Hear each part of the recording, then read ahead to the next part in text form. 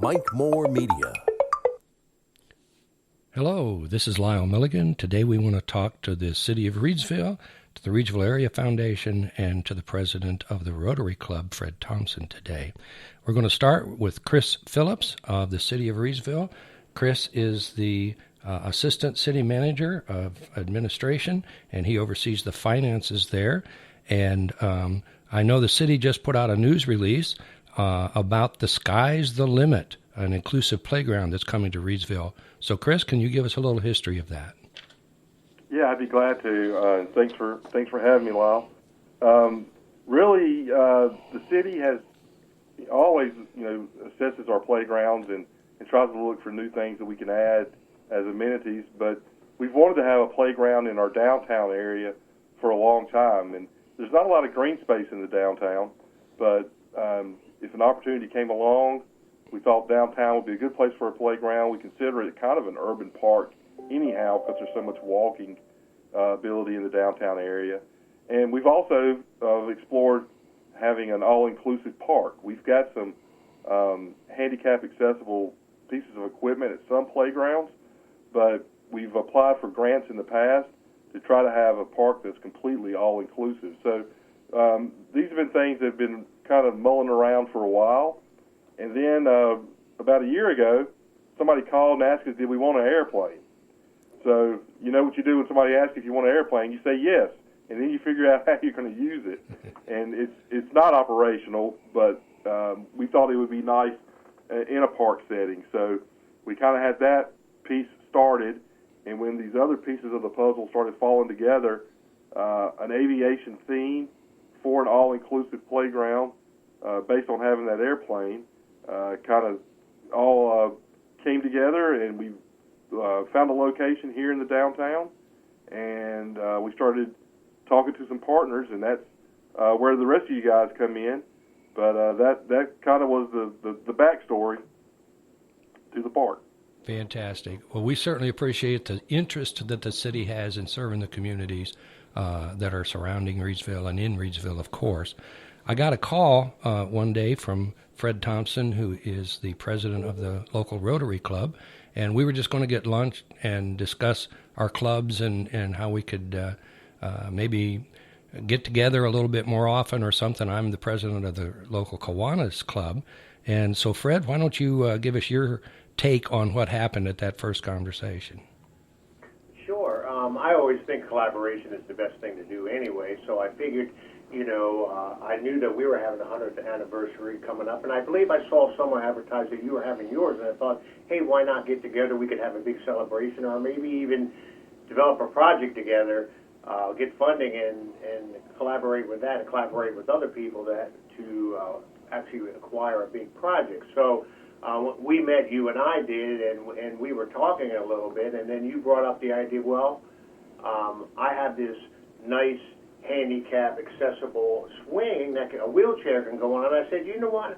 I said, that's a great idea because we're looking for something to contribute a pretty sizable amount towards.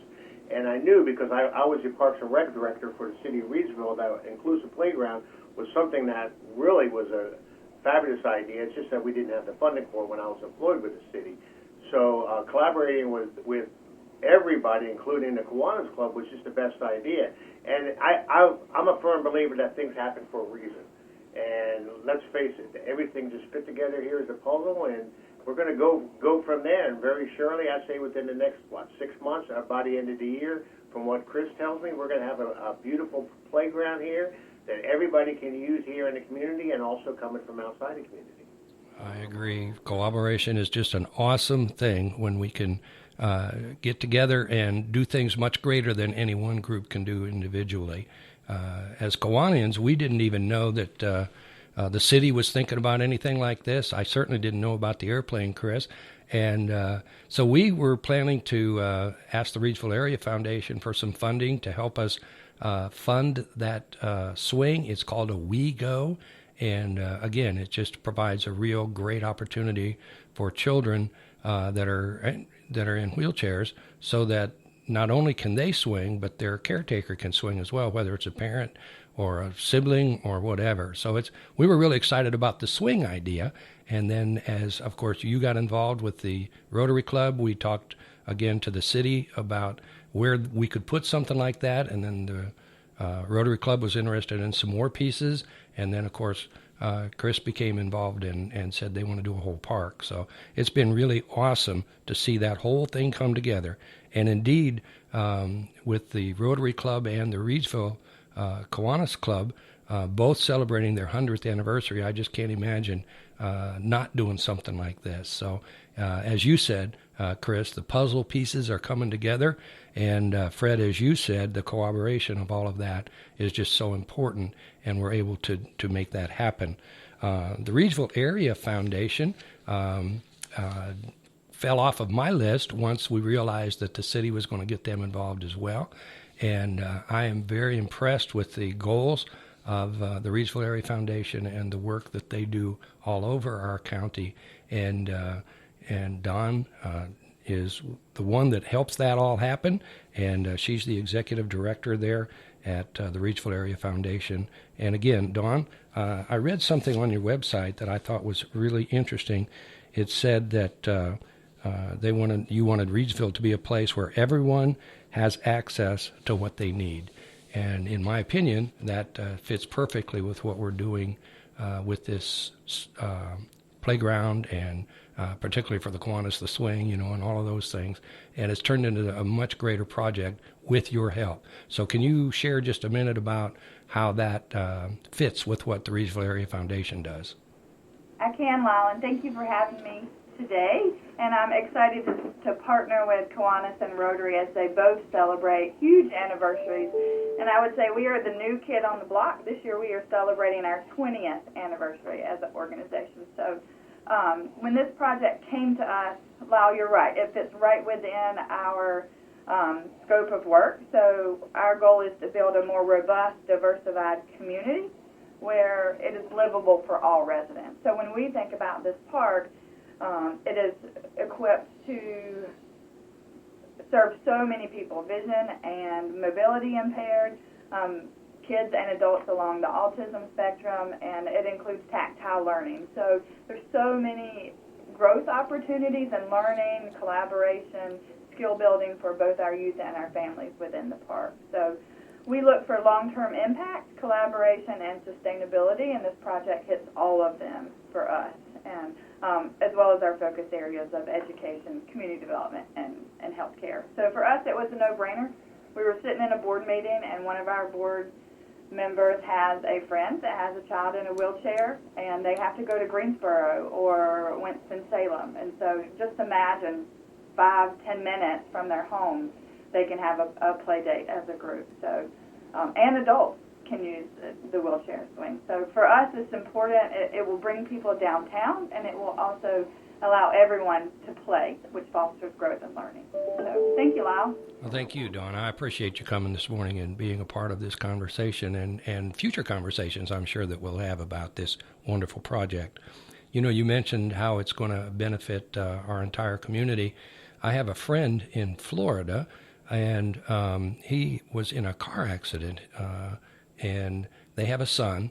And one day he posted on his Facebook that he was really kind of bummed out because he took his son to the playground, but he couldn't play with him because he's in a wheelchair because of that automobile accident. And it really solidified for me the need for this type of equipment so that the parent can also be involved.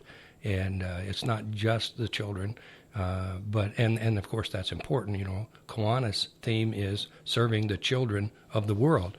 And as an international organization, we try to do that in a lot of different ways. And I know, Fred, you with Rotary serve the community as well in a lot of different ways. So it just really fit with what we're trying to do in a lot of different ways. Chris, if I can come back to you for just a moment here. So when do we think this might be finished up? I read, of course, the news release that the city put out, and I know that we're talking soon, but can you give us any idea of when this might come together?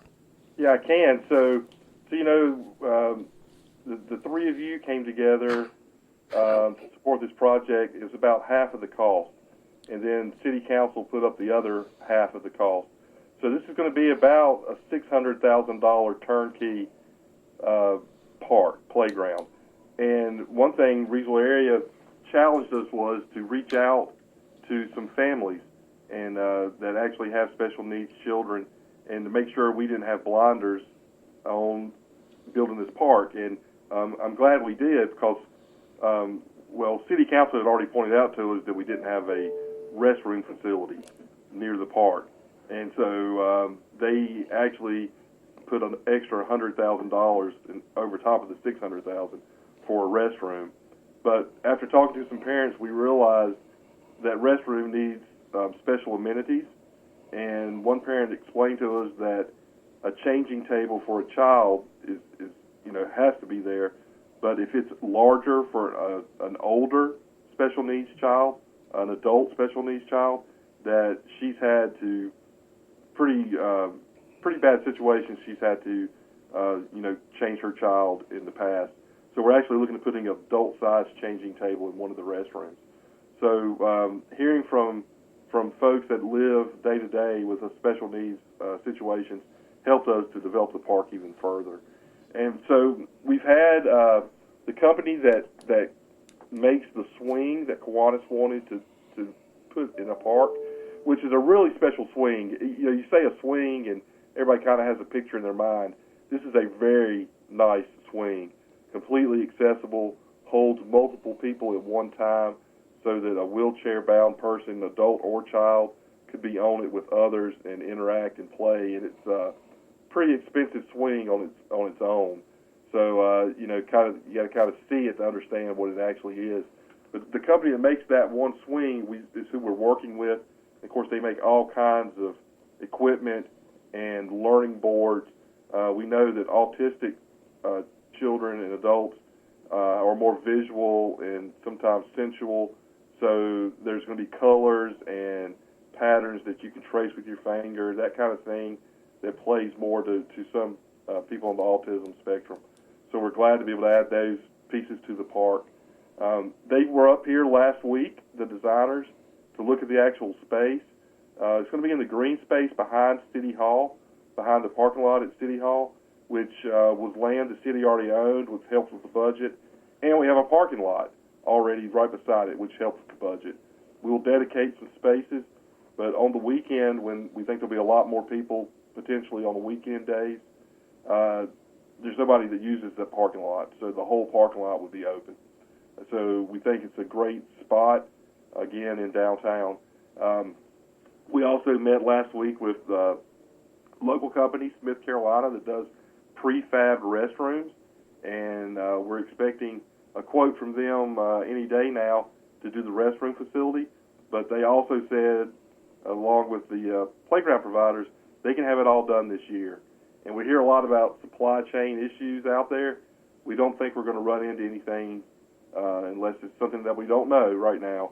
We think we're shooting for October to have this park up and going. Fantastic. And the big thing about an all-inclusive park, the features of it will be accessible, but the ground under it is not going to be typical mulch like you have at other city parks. It's going to be a rubber matting that's designed for these kind of parks. And that makes a big difference, to have a softer surface for the park to be on that really does make it all-inclusive. So it's a big build. And the restrooms and the airplane, we're looking at everything being ready and installed and open this year, hopefully around the 1st of October. And we're fortunate, where we live, October, November, even December, there'll be some great play days. So folks will be able to access and use the park this year. Fantastic. We really appreciate the city's outlook and insight into these things, and thinking about stuff that most of us would never even have to think about. And so thank you very much for that. I do want to take just a second and thank Mike Moore Media for providing this space and time, and the great work that Mike does in our community as well. So thank you to all of you. I appreciate it very much, and we're looking forward to this all-inclusive playground. The sky's the limit. Thank you for being here today. All right. Thank you. Thank you.